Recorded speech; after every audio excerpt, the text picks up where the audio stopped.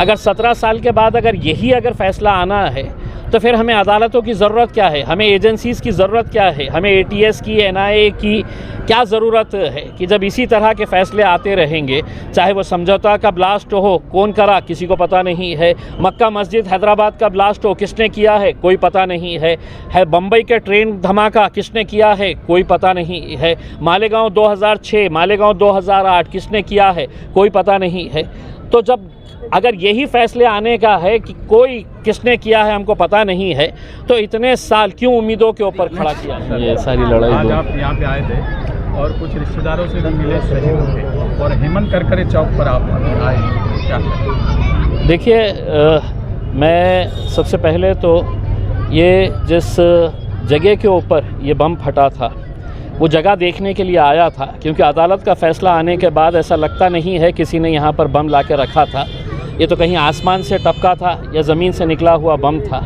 अदालत का फ़ैसला तो यही कुछ कहता है। लेकिन आज इस चौक के ऊपर दोबारा आकर हम ये देखना चाह रहे थे कि जिस चौक के ऊपर बिल्कुल चंद ही फीट की दूरी के ऊपर यहाँ पर पुलिस चौकी है, वहाँ पर अगर बम फटता है तो कई सवाल खड़े करता है। अदालत का फ़ैसला जब आया है तो उसने भी कई सवाल खड़े किया है कि इस मुल्क के अंदर जब भी कोई दहशतगर्द हमला होता है, कोई दहशतगर्द कार्रवाई होती है, तो उसमें रंग ढूंढा जाता है और राजनीति की जाती है। जब तक ये खेल ख़त्म नहीं होगा, आतंक को आतंक की नज़र से नहीं देखा जाएगा, तब तक इस मुल्क के अंदर इंसाफ नहीं मिल पाएगा उसमें। आज हम जिस परिवारों से मिले हैं, क्या उनकी आंखों में आंखें डालकर हम ये कह सकते हैं कि साहब ठीक है आपका बेटा मरा है, आपकी 9 साल की बच्ची यहाँ पर उसके चिथड़े उड़ गए थे, हम उसको उस बाप को क्या कहेंगे कि अब आप भूल जाइए आपकी बच्ची की मौत को, आपकी बच्ची की शहादत को हम भूल जाए करके? हम उनसे यही कहने के लिए आए थे। ये लड़ाई अब शुरू होती है क्योंकि अदालत का फ़ैसला आया है, तो हम ये देखना चाह रहे थे कि इस मुल्क के अंदर इंसाफ है या नहीं है। हमको पैगाम मिला है कि नहीं, इस मुल्क के अंदर अब इंसाफ नहीं है। तो ये लड़ाई अब शुरू होती है और इस लड़ाई के अंदर हम सभी लोग उन तमाम घर वालों के साथ हैं जिन्होंने अपना बेटा, अपनी बच्ची, अपना भाई, अपने शौहर को खोया है।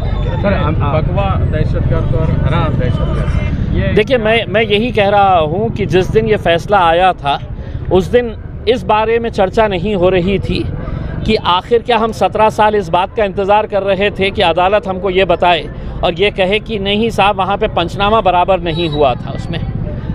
अगर 17 साल के बाद अगर यही अगर फ़ैसला आना है तो फिर हमें अदालतों की ज़रूरत क्या है, हमें एजेंसीज़ की ज़रूरत क्या है, हमें ATS की, NIA की क्या ज़रूरत है कि जब इसी तरह के फ़ैसले आते रहेंगे, चाहे वो समझौता का ब्लास्ट हो, कौन करा किसी को पता नहीं है, मक्का मस्जिद हैदराबाद का ब्लास्ट हो, किसने किया है कोई पता नहीं है बम्बई के ट्रेन धमाका किसने किया है कोई पता नहीं है, मालेगांव 2006, मालेगांव 2008 किसने किया है कोई पता नहीं है।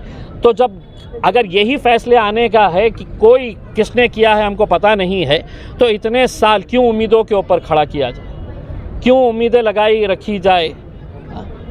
आए बम फोड़े चले जाए। और ये सिर्फ 2006 और 2008 ही नहीं है, अब 2025 के अंदर भी हम वही देख रहे हैं 2006 में जो देखे थे। उसमें 4 लोग आते हैं टहलते हुए, पहलगाम के अंदर बेकसूर लोगों की जानें ले लेते हैं और टहलते हुए वापस चले जाते हैं। हुकूमत से पूछे तो हुकूमत कहती है हमें पता नहीं है किसने किया है करके। उसमें आज मैं जिस चौक के ऊपर खड़ा हुआ हूँ, मुझे इस बात की खुशी है कि यहाँ की आवाम ने एक ऐसे पुलिस ऑफिसर जिसने इस मुल्क के अंदर एक नई साजिश जो खेली जा रही थी, जो आतंक का खेल खेला जा रहा था, उसे एक्सपोज करने का जो काम किए थे शहीद हेमंत करकरे साहब, वो चौक यहाँ पर यहाँ की आवाम ने इस चौक का नाम जो है वो हेमंत करकरे चौक से रखा है। तो आज उनकी शहादत के ऊपर भी कई लोग सवाल उठा रहे हैं और जिस दिन जजमेंट आया उन्होंने उस जजमेंट का जश्न नहीं मनाया, बल्कि जितने भी लोग मुंबई के जो आतंकी हमला हुआ था उसमें शहीद हेमंत करकरे साहब की भी जान गई थी, उनकी शहादत के ऊपर भी वो जश्न मनाने का काम कर रहे थे। सर, अमित शाह कह रहे थे कि जब ये जजमेंट आया तो उनका कहना था कि हिंदू आतंकवादी नहीं होता, उसको लेकर उन्होंने कुछ की। ये तो अमित शाह कह रहे हैं। मेरा मज़हब तो ये कहता है कि अगर किसी मुसलमान ने, किसी ने भी अगर कोई बेकसूर इंसान की जान लेता है तो वो सिर्फ़ एक इंसान की जान नहीं लेता है, पूरी इंसानियत की जान लेता है। ये हमारे इस्लाम धर्म के अंदर सिखाया है इसके अंदर। और कौन कह रहा है? अमित शाह साहब। शायद उनको गुजरात का इतिहास पता नहीं है। ये बात अगर उन्होंने अपने वज़ीर आज़म को कह दिए होते गुजरात के मामले के अंदर, तो शायद ये दिन हमें देखने को नहीं मिल रहा होता। सर, मुंबई में इसी तरह से रुबीना मेमन के नाम पर गाड़ी पाई गई थी। रुबीना मेमन आज भी जेलों में है। यहाँ पर सागवी प्रज्ञा के नाम पर भी गाड़ी पाई। देखिए, ये लड़ाई जो है ये अभी ख़त्म नहीं हुई है।